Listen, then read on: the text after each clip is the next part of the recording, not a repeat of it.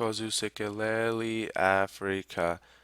The South African anthem was the last thing we sang as a family as we left South African soil 13.5 years ago to board the plane for our new life in the USA.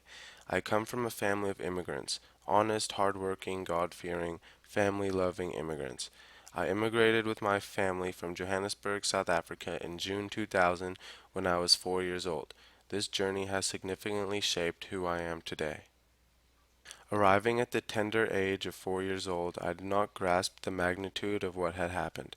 All I wanted was to fit in, make friends, and be like everyone else. So the top of my list of priorities was to lose the accent.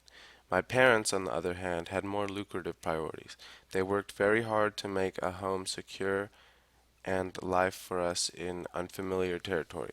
It wasn't long before we were immersed in and embracing the American culture, looking forward to watching a basketball game, pledging allegiance to the flag, sitting around the table enjoying a 20-pound turkey, and giving thanks for the opportunity to live in this country.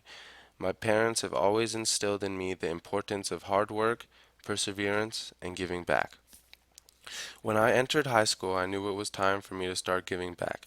I spent some time volunteering at an assistant living senior facility where I interacted with, helped to entertain, and assist the elderly.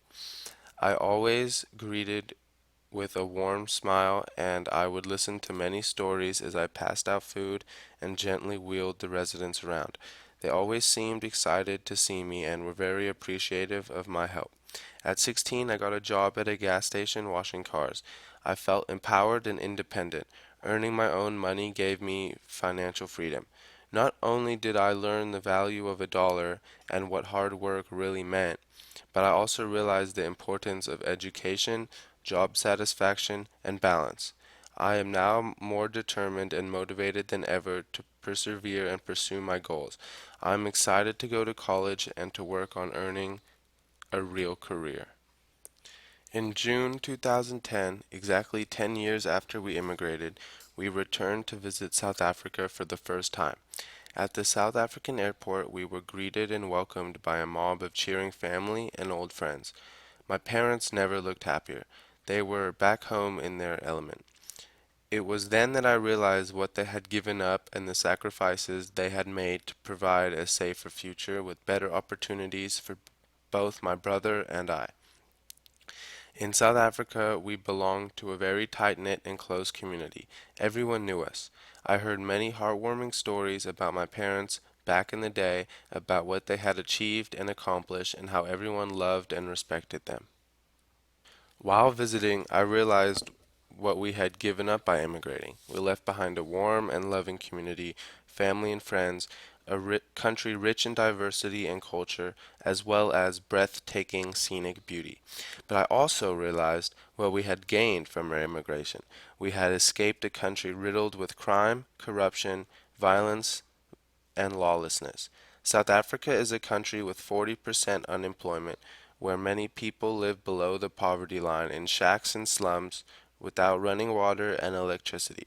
It is a country where people live behind 6 foot walls, electric fencing, and barbed wire, for fear of home invasion, carjacking, rape, and even murder. Even my family have been victims of violent crime.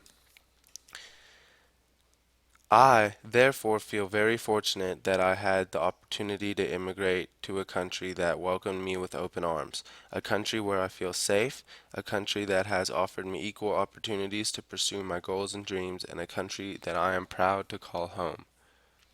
Rugby, the American football of South African sports, a sport deeply embedded in South African culture and a sport not for the faint-hearted. 5 years ago, while playing American football, I was invited by a rugby coach to join his practice. That first practice was all it took for me to realize that this was the sport I was destined to play.